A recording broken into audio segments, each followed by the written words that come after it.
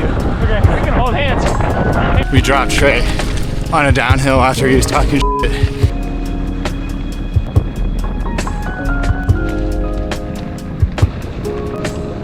Yo, look what I got.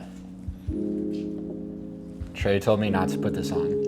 Jesse tried putting it on his belt. I was gonna make a belt buckle. Really weird. These are serious pins. Like that's gonna punch a huge hole in a shirt. If you guys want one of these really cool sheriff badges, y'all gotta go to Grodio next year. We went to Grodio. It is the coolest, best, most fun bicycling event in the United States of America. Yeah. Dude, it was so fun. Everyone needs to go if you have the opportunity to go. There is a race ride thing that is part of the event. More importantly, it's an opportunity to go and see Enve, meet Enve people, meet Enve pros, and then just hang out with a bunch of people that like bikes and see custom like frame builder type bikes that are really dope. Other than a quick walkthrough, I didn't really get to see that many of them. But Grodio is a whole like roundup. Maybe that's why it's called Grodio. A roundup of a whole bunch of things. They have factory tours, which I would highly recommend. The day after is the race portion. Before we get into it, if you like this kind of content, definitely subscribe to the channel. And if you also want to support us, just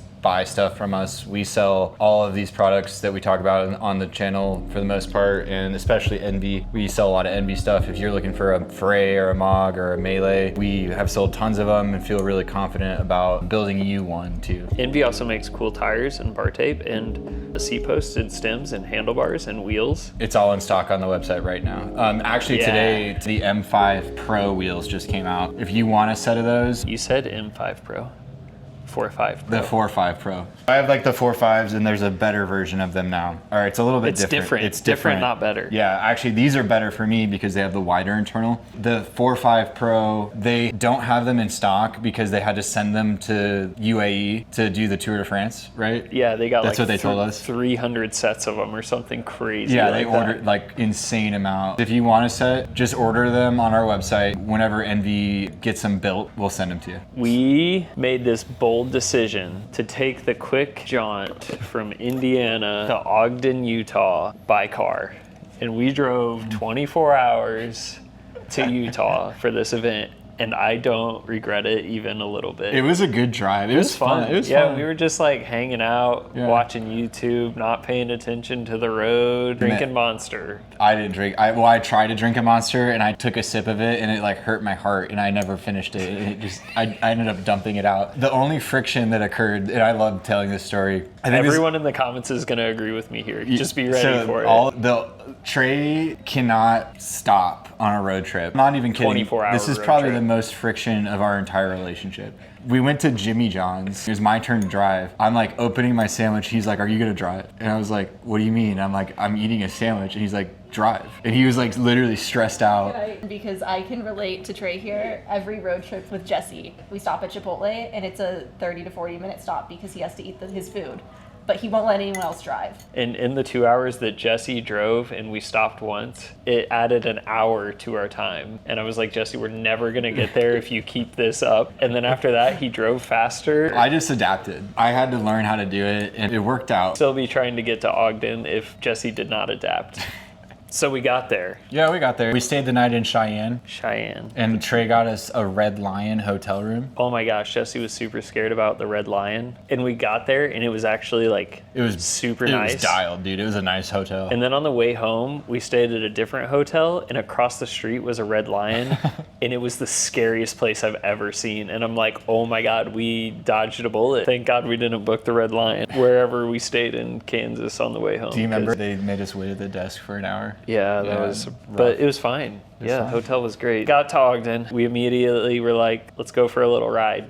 24 hours in the car. First thing you want to do is go for a ride. That was a mistake. Literally 100 degrees, and we tried to ride up this climb that I think Rob Smallman. I think Rob thought it was funny. We asked for like a hard climb. It was a hard climb. Yeah. It's in a valley, and I guess the sun's at your back at that time of the day just like bakes the valley. We got in like 10 minutes up this climb, and neither one of us could like breathe, and our hearts were about to explode, and we're like, yeah, let's go back. And that was our ride. That was brutal. We went to Enve that night too. I got to hang out with Avery Stum, sorry. Avery is the videographer, producer, dude behind... He's that guy. Yeah, he's on your shirt. He's on my shirt. Yeah, behind the Lexi and Avery YouTube channel. It was really exciting for me to get to talk to people who kind of have the same job that Trey and I have. I know we run a bike shop, but most of what we do is run a social media company. I mean, it's maybe 50-50. I sometimes I feel like we spend more time doing YouTube than we do actual bike. Yeah, it depends on the week. And just to get to talk to some other people in that line of work was really cool. Danny and Brad. Definitely like check out both the Alexi and Avery channel and Danny's channel, which is, I think, just her name. Probably. Yeah. Also, Chris Johnson from Outdoor Bros. We got to hang out with him. I've talked to him on social media a few times, but just super cool to like talk to these people in person. The YouTubers. Yeah. Next day, meetings in the morning to talk about the new products that are now released, like the new 4.5 Pros and it was a dealer event. So we got to go there with all the other bike shops that came out. Not only we were there as dealers, we were there as like influencers, and we were there as like participants. We did not stop working at all. We got there at like 8 or 9, and we didn't end up leaving until 8 or 9. Yeah, and it's like we're having meetings about Enve came and installed these fixtures in our store, and they were like showing off our store in the meeting, and I was like, oh, this is cool. And I got to do the tour. The tour was my favorite part behind the ride. Obviously, obviously the ride's the coolest part. Yeah. But the tour was like mind blowing. Don't tell Enve, but I'm filming their special room where they make the molds to make the carbon fiber stuff. They specifically told us not to film. This is secret trash can. That's a trash can full of aluminum. This is super secret, guys. That's the forbidden cotton candy. We're gonna get in trouble for showing you that trash can. This is also secret. We're like blowing the lid off all this, y'all. Trey, look at this, dude. Holy cow, somebody's gonna copy all those numbers and know what's up. I think we have more wheels in our shop. Yeah. Oh my gosh, there's so many. Oh, dude. It's kind of like Monsters, Inc., you know, whenever they're like in the warehouse with the doors and stuff. That's what I feel like. This is the door now. room full of wheels. This is like some Pixar level. The mold room, I think, was the most impressive one. Yeah, the mold room was crazy. They had a bunch of ginormous machines that had big chunks of aluminum, and it would just drill out the aluminum, which you lay the carbon in to make the wheels. But since they do that in-house, they can test wheels. Like, they'd be like, hey, I want to make this crazy wheel. They'd send it to their mold room, make the mold, and then send it to the carbon room. And I think they can have like a brand new wheel from design to having the wheel in like a day or 2. They told us it was like super quick. No one else can do that because most people have to outsource their molds, which means they have to create the design, send it to a mold company. The mold company has to make it. They have to get the mold in and then lay it up, and it's a long process where Enve can do that in a day or 2, which is why they make some of the best wheels out there, because they can test a lot of stuff very quickly. The amount of just like random prototype wheels that we saw, like they're testing stuff all the time. Stuff that like stuff that they don't sell or they tried it and they didn't like just it was crazy the amount of just like, oh yeah, we tried that. Like talking to the engineers, like, oh yeah, we tried that one time, this and this, and just wow, the sanding room, the handlebar layup stuff. Like, what was the one room we weren't allowed to film? That was the room where the people were actually putting the stuff together. Like they were making the wheels. Yeah, so the only room don't talk about it. No. What is this? Check this out. This is pre-sanded rim out of the mold. Looks whack. This is not okay. I would ride it. I would definitely ride it. Ask him if you can ride it. I'm going to. I'm gonna lace this thing up. Lace it up, dude. Yeah. The room where they actually do the layup. They didn't let us film in, but we got to film everywhere else. I have a dedicated video coming out. Once these come in the mail, I have both the Enve one-piece handlebars coming. I'm gonna make a full video about those, but we got to see people making them, and they had just hundreds of them like lined up. One of the most interesting things that I learned was that the Enve factory is completely at max capacity. Nobody's waiting around. Like, they are all hands on deck making products. I thought that was pretty cool. It sounded like they had a lot less people working that day on purpose to allow the tours to come through smoothly. And even with, I don't know if it was a quarter staff, half staff, whatever, even with not their full staff, it was crazy to watch. There's a lot of people working. They were getting stuff done. The warehouse is crazy, dude. Like, the wheels that are just hanging there. The amount of like wheel boxes and wheels and stuff that were waiting to go into like the machine that laces, and well, they lace them themselves. I guess the machine that trues and stuff like that. Crazy. I'm excited to see what they do with the like paint room too in the future. Like, their paint operation, I think, is going to expand from what I could tell, because seemed like it. That was the smallest part of the deal, was the paint booth. That tour, if you can do it, like, it's definitely worth trying to do it. Y'all should see their factory. It's sweet. It was super cool. Look at this. What's seat that? mast action. I think that's a custom road. It's just a pre-cut.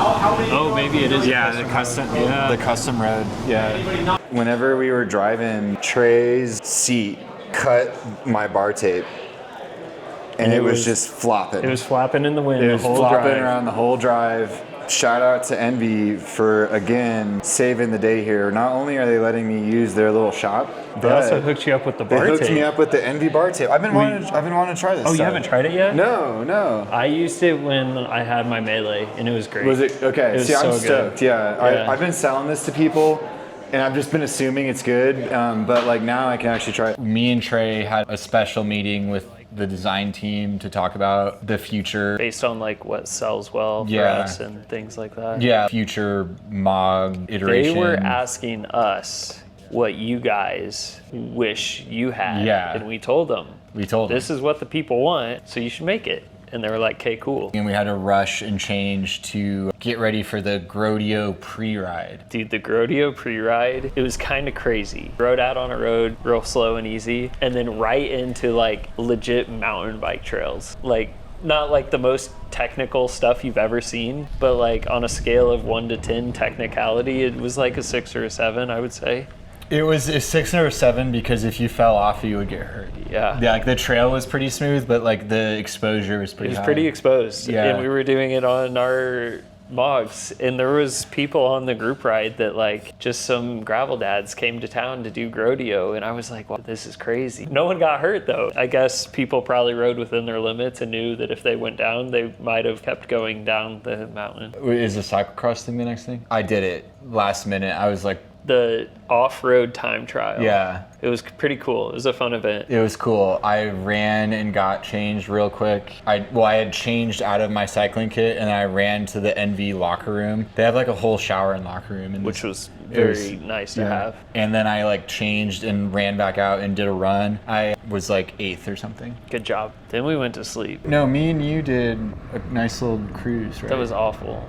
Jesse's like, do you want to go drive somewhere? Jesse... I wanted to see the Salt Lake. I never got to see the Salt Lake. It's just a big old lake. It was far away. We had to wake up real early. Well, we kind of went to bed. Rob, Spencer, Kyle, Ben. All the Indiana boys. The local bros were there. Enve, for some reason, has a lot of roots in Indiana right now. Like, a lot of the employees are from Indiana. The engineers and like Rob and Andy and... A lot of them. I've known Rob Oler for a long time. I used to work on his bikes while he was racing in Little 5 in college. I don't know Spencer that well, but I've just ran into him at events. I've raced with Spencer like 4,000 times. So yeah. I know Spencer. Ben Weaver is a legend around here in Columbus. And then I'd never met Craig, but Craig was awesome. Craig was great. Yeah, so shout out to all those guys. Actual Grodio. The actual Grodio ride. It is 90 something miles with 8,000 feet of climbing, and somewhere within those 90 miles there's 3 segments on Strava. I don't know where they were. I didn't really pay attention to them or look them up. It's not a race, so you just ride at your own pace. If you know where the Strava segments are, I guess you can go hard on those parts. A lot of pro riders. A lot of pro riders. Like lifetime Grand Prix level riders at this event, and that was super fun. Because they weren't racing, so Jesse got to ride with the pros. They weren't racing, but they were. The one segment that I did with Truman and Alexi. On a climb? The uphill? No, it was the chunky downhill. one? It was the pushing up daisies with the dirt road with the chunk rocks. Do you remember that? Like right after the first aid station, and then the segment started, and we went on the double track until the Axe aid station. Okay. Truman, Glasgow, which we're friends now. But we ended up hanging out with Truman almost the whole day. Alexi was just like fucking with Truman and trying to drop Truman, and then I was like, I'm just gonna see if I can like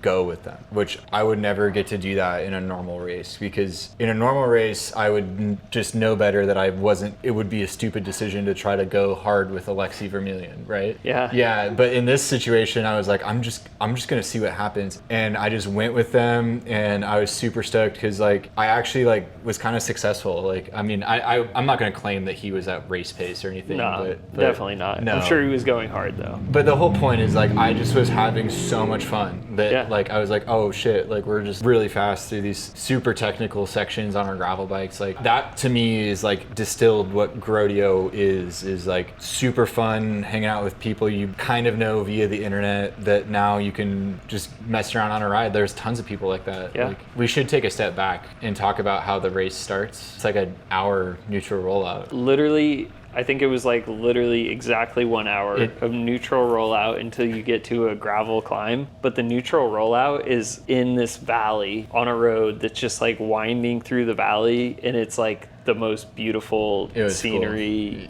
you will ever see. Super fun because you just get to ride super easy for an hour and just talk to people before going up the first climb, which was probably the hardest part of the day for me. Me too, because I wasn't really like... I wasn't ready. It was like I wasn't warmed up for it. Yeah. You need like a first bite. Yeah, wait, what's the review? Oh, unbelievable. Like, Uncrustable. Yeah, Uncrustable. We grew up eating this stuff in like our elementary school cafeterias. This is what they served us for lunch.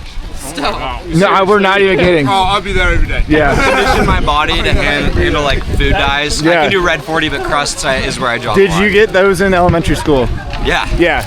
Every day I had an Uncrustable. American pastime. And like it was weird, like after that first aid station, so the aid stations are like little party hubs really, like they had a bunch of alcohol and like food and snacks and games. Yeah, they had like an activity at each one. The first one, I can't remember what the activity was. Eating food. Yo, dude, the road shoes were not it. No. That was a mountain bike trail, dude. That was so much fun. That was look. That's what it is made for. It's horse people. Horse off-road, four-wheel drive horse stuff. Where's Kyle?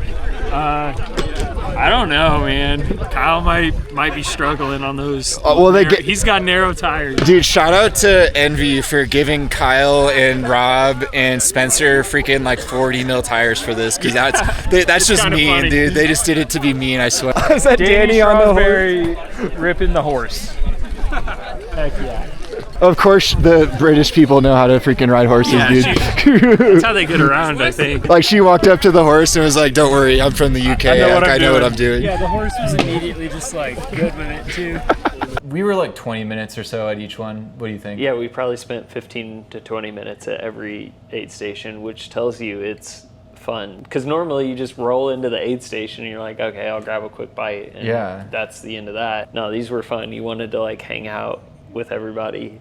And then eventually you'd be like, okay, who's ready to go with me? And then you'd all roll out together. The first climb was hard. I think that first climb, people treated it like they would a normal race. Yeah, and so it was a little that's the part that felt like people were racing. Like I got dropped, but I also was like, we still got like 7 hours on the bike or whatever, 6 hours. Yeah. So I was like, I'm not gonna sprint, but I also was like going pretty hard and getting dropped. I was wondering if it was gonna be like that the whole day. Me too. And then it totally chilled. Yeah, it was just the one climb. All of those people that went faster than us on the climb, we ended up like way ahead of it. Like hours ahead of. It was pretty funny.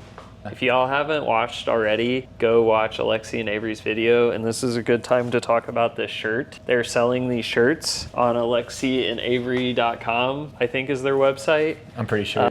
And if you buy one of these shirts, the money from these shirts goes to the U23 Lifetime Grand Prix athletes in some way or another. I think it was for entries. Yeah, something along those lines. That sounds right. So the money goes to a good cause, and you get a cool shirt, and you get entered into a drawing to win a mug. So do that. 100%. That stretch from aid 1 to aid 3, I would say was like the most technical part of Yeah. the day. I've never ridden my gravel bike more recklessly than I was riding. I've never struggled to ride a trail ever, other than maybe like Rothrock Forest in Pennsylvania. It wasn't quite as rugged as that. It was, but it's like one step below that. Yeah, it really was. And I made like the worst mistake ever by wearing road bike shoes. And if you know, I forgot about that. How much harder it is to unclip from road bike shoes than mountain bike shoes, you don't want to get in like a sticky situation going up a hill where you could just like plop over. So we'd get to these super technical climbs with just big boulders basically, and I would just like see it roll up like a foot or two and then just unclip, so that way I wasn't like trying to climb it and then fall over and make fun of myself or make a fool of myself again. So definitely wear mountain bike shoes. The terrain is gnarly. I ran these tires. That's why I brought this over here. I ran the Rick XC225s, which do fit a MOG somehow. That's some important information. Yeah, I think that's... Those are really good tires, really fast tires, but also have cornering traction. I have the Burts on right now, the 2-1 Burts. dude, for Grodio. That was the perfect tire for Grodio. I didn't run these for Grodio, by the way. I would have probably sucked on the downhills, the long downhills. Better than the Indiana boys on their 40... What The were they on? 44s, dude. 44s, yeah, I felt bad for them. Kyle, Rob, and Spencer borrowed bikes from the Enve factory fleet, and they had like 44s on it. And so like at the second aid station, we waited for them. We waited like a long time. Yeah, and we finally were like, we gotta go, because everybody else we were hanging out with was like ready to go, and so we were like, okay. They said they really struggled. Kyle said he crashed like 3 or more times during the day. I was like, dang. Dang, but that's only because of the tires, not because of anything else.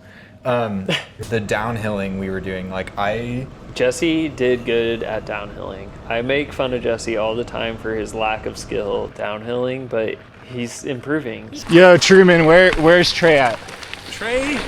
Oh, nice save. He didn't dab, I can confirm. No dabs yet. But Trey's in the back. Yeah, what's up with that? He didn't bring his elevation lungs. Not really?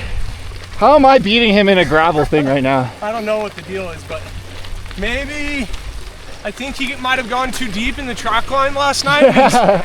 He didn't even do it. Oh, he didn't? No, he didn't even do it. I don't know what his deal is then.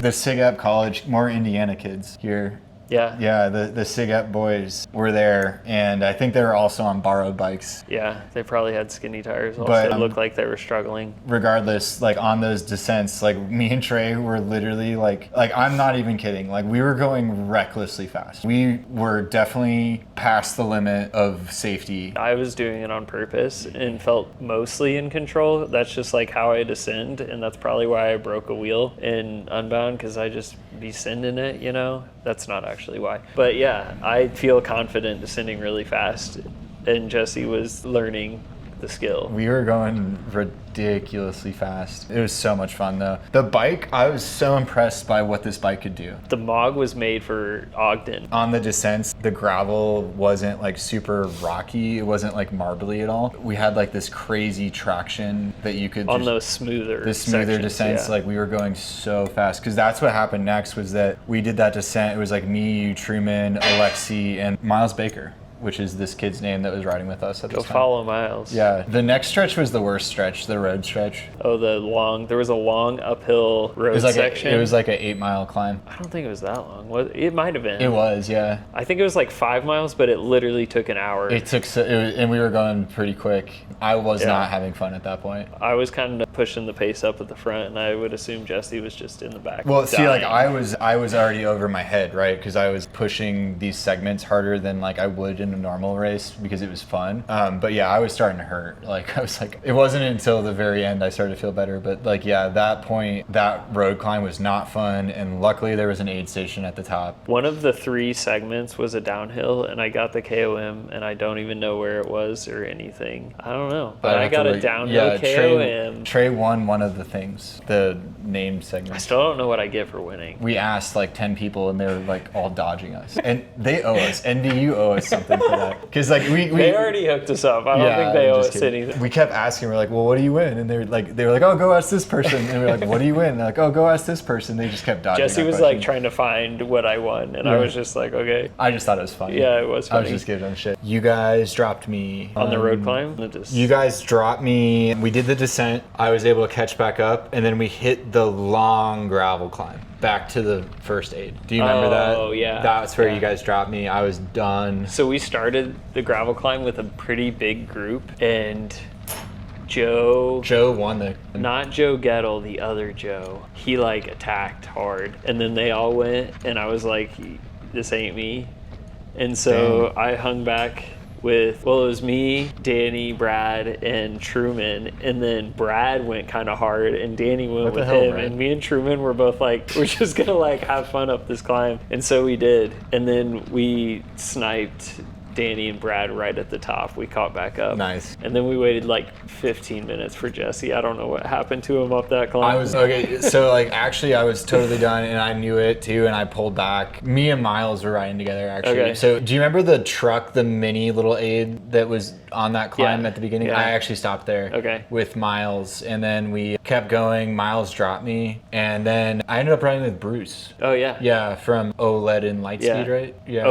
Obed, sorry. Bruce, I was riding behind Bruce when he crashed hard, and I thought my GoPro was running, but it wasn't. I told Bruce, I was like, dude, I got that on video. He asked me about sick. it. Bruce, he was like, dude, can you send me that clip? So if I didn't get it, Bruce, I'm sorry. Sorry, Bruce. I thought I was done, and I was like, I'll just ride to the end by myself. I got to the aid station, and these guys were all still We were there. waiting for you. It's got to be clean, swallowed. Champ. Crazy eating it at the pace he was going up that last climb, taking his time. The next part, I think, was way more fun being in the group, the mountain bike stuff. That was the hardest. The climb into the very last like mini aid. Crazy, like 1,000-foot climb. And it's like real narrow, kind of like Indiana single track. It really like was, dirt, yeah. Lots of overgrown stuff, not rocky or anything, just in the forest type of climb. In the and forest. it was steep and it was hard. We were with like Ben Weaver at that point, Miles, Joe, and then Truman had to take a bathroom break. Bro, don't call him out like that. I didn't say anything. I just said it was a normal bathroom break. It was completely normal. Truman caught back up to you. At the top of that climb, there's like a mini aid. It was more like a bar. I didn't even check it out. They had so much liquor up there. Oh, okay. Yeah. So it must have just been an alcohol break. I got to eat like 5 of those popsicles that they had there. Nice. Yeah, and that actually helped me a ton, because that's from the popsicles to the end of the ride, I was like crushing again. Yeah. I was like fast. We do this descent, and Trey... dropped everybody. It was like a true like windy fast downhill mountain bike trail, and I was ripping. Yeah, you and Miles got a little gap on us, and then we actually rode the same downhill that in the single track that we did the day. The pre-ride. No, the pre-ride, the one. Yeah, we rode down the super hard descent that Jesse and I tried to climb. That was just like gnarly, chunky, like rocks this big, just for a mile long down a hill. Yeah, and it's crazy. You hop off that onto a road, ride on a road for a bit, and then you do the pre-ride mountain bike section that we talked about earlier, and then you're all done. Yeah, a nice cruise in on the People Trail. On the People Trail. I was happy to be done. It was pretty hot out, and I was tired. It took us 7.5 hours. Yeah, I finished. Something like that. At least an hour and a half of aid station fun. So super fun event. The ride was so much fun, dude. Like I haven't had that much fun in a long time, because it was like oriented like a race would be, but instead of racing, you did a ride and then got to like stop trying. Yeah. Pretty unique. I actually don't understand this. I can't believe other companies aren't copying this event. Every company needs to do this, but I don't think any of them can. Like Zip can't make an event like this out of Indianapolis, you know? I feel like they might be able to. The ride just won't be cool. It'd be tough to make a ride, but maybe not. It'd have to be like a road race or it could be a road fondo. Ride. It could be a fondo, yeah. An Indianapolis fondo. Could you imagine? I could. It would have to just be a straight up bike party. The format of this event is the most fun thing you can ever do on a bike. Yeah. And you guys need to go to Grodio. It was so good. We both went into it not even really understanding what this event was. Yeah, wasn't sure. I was like thinking in my head, like, I'm gonna race this. I'm gonna try to like hang with the fast people. Yeah. And it didn't matter. It's just a fun ride and everybody's just having fun. I think it mattered a little bit, and I think we did hang with the fast people. No, it didn't matter. I was so jealous the whole time. Yeah, you should be. It was fun. We'll try to get Chase out there next year. There's no trying, I'm going. Yeah. Then we drove home. First we did like the after party of the race. Yeah, the after party. Envy invited us out and sends us a lot of support and love. Part of the job is like we want to make sure that we can produce awesome content that shows off what is actually happening at the event. So Avery is like chasing everyone down. He's like, give me your file, give me your SD cards. Because he knows that, like, go watch his video. Yeah, if you guys haven't already seen his video, Alexi and Avery is their YouTube channel. Go watch their video because it tells a totally different story. Yeah. But it's the same story and it's really good. And you can pick out clips that like Trey filmed and clips that Truman filmed and clips that I filmed in there too. It's just smart that Avery, being the more high production operation, like he's a pro. He's a real pro video at it. making. And then we drove home. This gets funny because we went through Salt Lake City and he's like, wow, this is just a big city. It was cool. It was pretty cool. Yeah. Jesse got to see the lake. He was like, I oh, finally wow, saw it, there's yeah. the lake. Then we got to the amazing views of the mountains where you're driving through mountains with like a river and all the pretty views and people whitewater rafting and all of that stuff. And Jesse slept the entire time. So we did this and it added hours onto our drive and Jesse just wanted to do it to see the views and slept the whole way. I think was like, bro. I think I'm anti-Colorado. Like the traffic from Vail to Denver was actually unacceptable in my view. Like that's not hours. okay. Yeah. Utah was cool. Driving through the desert was kind of cool. It got boring after a while, but It was just like desert. we didn't get to see the red rock stuff. Like it was mostly just like desert. Yeah. Which I didn't expect. I thought it would be a little bit more scenic. We're off the rails now. This is the end of the video. Really hope you guys enjoyed this video. If you made it this far, thanks. Grodio was dope. Special shout out to Truman for providing some of the clips in this video too. Follow Truman. Follow Truman and buy some Envy stuff from us because we love it. And we loved it before we went to this event, but now I love it even more. They really got you, man. They got us. They got me too. I'm stoked. Bye.